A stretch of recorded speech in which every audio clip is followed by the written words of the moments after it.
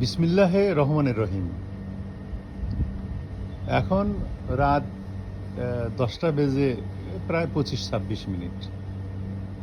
তো রাতে ছাদ বাগানে আসলাম। এই যে এটা হচ্ছে আপনার তুলসী গাছের চারা, অনেকগুলো তুলসী গাছ হয়েছে এখানে।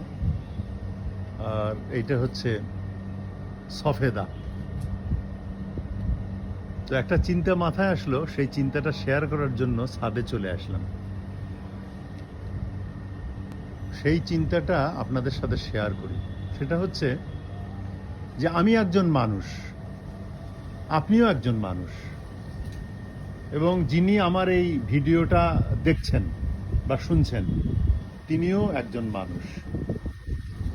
এই যে আমরা প্রত্যেকটি মানুষ, তো এই মানুষের একটা শরীর আছে, তার একজন মানুষের চিন্তা আছে, তার ভাবনা আছে, এই সবটা মিলিয়েই সেটা হচ্ছে আমার মধ্যে আমি আছে, আপনার মধ্যে আপনি আছেন, আর তার মধ্যে তিনি আছেন। তো এই যে আপনার যে দেহাবয়ব, এই যে আপনার শরীর, এই যে আপনি একজন মানুষ, এই মানুষটাকে যদি আপনি ভালোবাসতে পারেন তাহলে আপনার লাভ।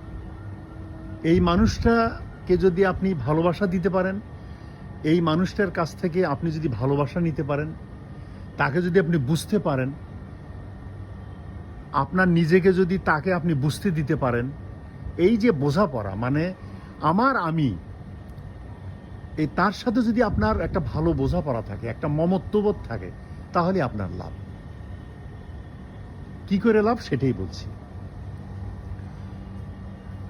ধরেন আপনার ভিতরে যে আপনি, আমার ভিতরে যে আমি, তার ভিতরে যে তিনি, তারা কিন্তু সবসময় কিছু না কিছু বলতে চায়, এটা বুঝতে হবে।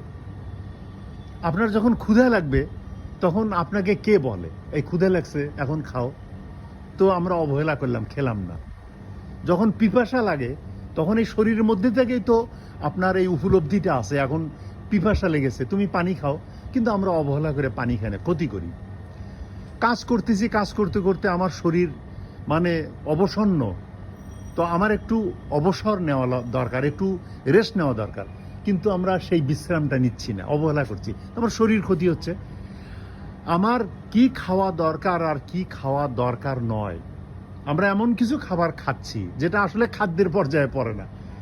তো সেই সকল খাবার আমাদের শরীর হজম করতে পারে না, এবং শরীরের মধ্যে একটা অ্যানোমেলি তৈরি হয়, অসুবিধা তৈরি হয়। মানে এই কথাগুলি আর কি, অর্থাৎ আমার কি খাওয়া দরকার, আমার কিভাবে চলা দরকার, নিয়মিত গোসল করা দরকার, পরিষ্কার পরিচ্ছন্ন দরকার, হ্যাঁ, আপনার ধর্মকর্ম করা দরকার, মানুষের সাথে সৎ ব্যবহার করা দরকার। এই যে ধরেন আমি অযথাই একজন মানুষকে আমি হিংসা করছি, একজন মানুষ ব্যবসা ভালো করছে, অবস্থা ভালো করছে, বিল্ডিং করছে, লেখাপড়ায় ভালো করছে, কোনো কারণ ছাড়াই আমি হিংসা করছি, মানে কেউ, মানে আমি, মানে মিস্টার XYZ। এই যে হিংসা করা, এটা খুবই ক্ষতিকর একটা জিনিস,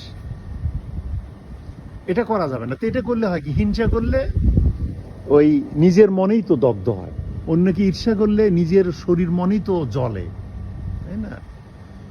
চুলায় যদি পানিকে গরম করতে পাতিলের মধ্যে পানি দেওয়া হয়, তো গরম কে আগে হয়?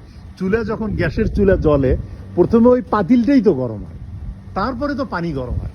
এখন যখন একজন মানুষ আরেকজন মানুষকে হিংসা করে, তখন কিন্তু সেই নিজে আগে হিংসায় জ্বলে। একজন মানুষ যদি আরেকজন মানুষের ঈর্ষা করে, তাহলে যে ঈর্ষা করতেছে সেই মানুষটাই আগে ঈর্ষায় জ্বলে। তো এই যে আমি কিছু উদাহরণ দিলাম, আপনারা নিজেরা চিন্তা করলে নিজেরা আরো ভালো কিছু বের করতে পারবেন। তাহলে আমাদের যখন আপনি আপনাকে বুঝতে পারবেন, আপনার ভিতরের যে একজন আমি আছে, আপনার ভিতরের যে একজন আপনি আছেন, তাকে যখন বুঝতে পারবেন, তখন তার সাথে আপনার বোঝাপড়া হবে, ভালোবাসা হবে, প্রেম হবে, এবং সেই প্রেম হচ্ছে নিঃস্বার্থ। এই যেমন আমার গাছের সাথে আমার প্রেম হয়েছে, বাগানের সাথে। নইলে এখন রাত ধরেন প্রায় 10:30, আমি চলে আসছি যে বাগানে, এসে যে বাতাস দেখেন, গাছ নড়ছে, কত এতে একটা ভালো লাগা কাজ করে, তাই না? আমি গাছের টানে এসে আমি গাছটা দেখছি, পানি টানি ঠিক মতো দেওয়া আছে, কোনো অসুবিধা নেই। আমি যে এখন যদি আপনাকে আমি বলি, এই যে আমি গাছের এখানে আসছি, দেখেন আমি আসার কারণে এই যে সফেদা গাছ আনন্দেই মানে সে মানে নৃত্য করতেছে, নাচতেছে। আর আল্লাহ পাক রাব্বুল আলামিন মানে তার নির্দেশে মানে বাতাস আসতেছে, বাতাস এসে গাছটাকে মানে আনন্দ দিচ্ছে, গাছ আনন্দে নাচতেছে, আমি আসছি, আমাকে পেয়ে গাছটা নাচতেছে। আমি যদি এটা ফিল করি, অসুবিধাটা কোথায়? তো এই ফিলিংসটা হলেই নিজের শরীর মনের জন্য ভালো, নিজের মধ্যে একটা অন্যরকম একটা সুখ অনুভব হয়, এবং এটা হচ্ছে মানে রোগ শোক দূরীভূত হয়।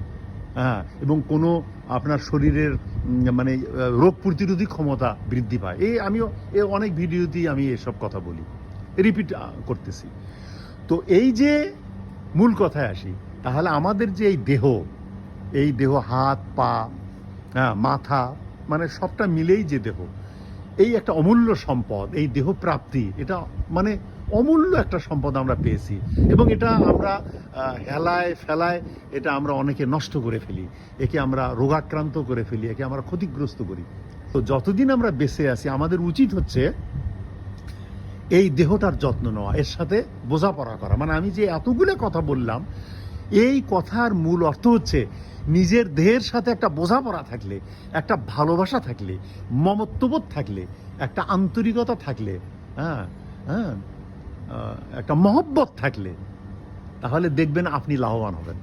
আর যদি আপনি এই যে নিজের সাথে বোঝাপড়া না করতে পারেন, তাকে যদি আপনি ভালোবাসতে না পারেন, আপনি যদি তার কাছ থেকে ভালোবাসা নিতে না পারেন, তাহলে আপনার ক্ষতি। আর আপনি যখনই তাকে বুঝবেন, তার সাথে একটা বোঝাপড়া হবে, মহব্বত হবে, ভালোবাসা হবে, তখন আপনার লাভ, আপনার জীবন বদলে যাবে।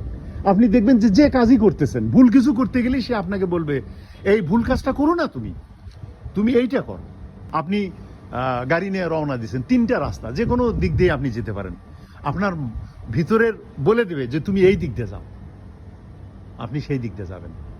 তো সেই জন্য যে এই যে নিজের মধ্যে যে আর একটা নিজ, আমার মধ্যে যে আমি, আপনার মধ্যে যে আপনি যখন তার সাথে বোঝাপড়া করে তাকে বুঝবেন, আপনার সার্বিক দিক থেকে আপনি লাভবান হবেন, আপনার জীবন বদলে যাবে, আপনার শরীর সুস্থ থাকবে, আপনার কোনো রোগ শোক হবে না। ওই যে আমি বললাম সবকিছু, রেস্ট, খাওয়া দাওয়া, চলাফেরা, এভরিথিং এর মধ্যে ইনক্লুডেড। কিন্তু মূল কথাটা, শেষ কথাটা শুনেন, কিন্তু যদি আপনি আপনার নিজের সাথে বোঝাপড়া না করতে পারেন, আপনার নিজেকে যদি ভালোবাসতে না পারেন, আপনি যদি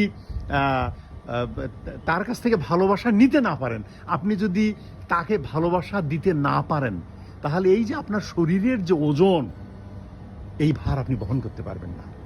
এই শরীরের ওজন আপনার বেদনা হয়ে আপনাকে একদম বসায় দেবে। এই আপনার শরীরের এই ওজন আপনার কষ্ট হয়ে, দুঃখ হয়ে, যন্ত্রণা হয়ে, রোগ শোক হয়ে আপনাকে একদম বিছানায় শোয়া দেবে, একদম আপনাকে একদম শেষ করে দেবে।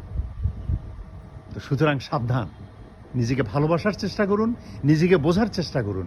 যদি তার সাথে বোঝাপড়া না হয়, তাকে যদি আপনি ভালোবাসা দিতে না পারেন, তার কাছ থেকে ভালোবাসা নিতে না পারেন, তাকে বুঝতে না পারেন, তাকে নিজে বুঝতে না দেন, হ্যাঁ, তার অবাধ্য হন, তাহলে আপনার এই শরীরের সমস্ত যে ওজন, এই ওজন বেদনা, দুঃখ, যন্ত্রণা, মানে আপনার রোগ ব্যাধি হয়ে আপনাকে একদম বসায় দেবে মাটিতে, একদম বিছানায় শোয়া দেবে, আর বিছানা থেকে উঠতে পারবেন না।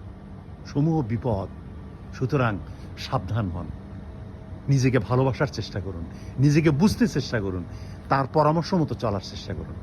আজ এ পর্যন্ত এটুকুই। আপনারা গাছপালাকে ভালোবাসুন, প্রকৃতিকে ভালোবাসুন, পশু পাখিদের ভালোবাসুন, সর্বোপরি মানুষকে ভালোবাসুন, নিজেকে ভালোবাসার চেষ্টা করুন। জীবন বদলে যাবে আপনার। আল্লাহ হাফেজ।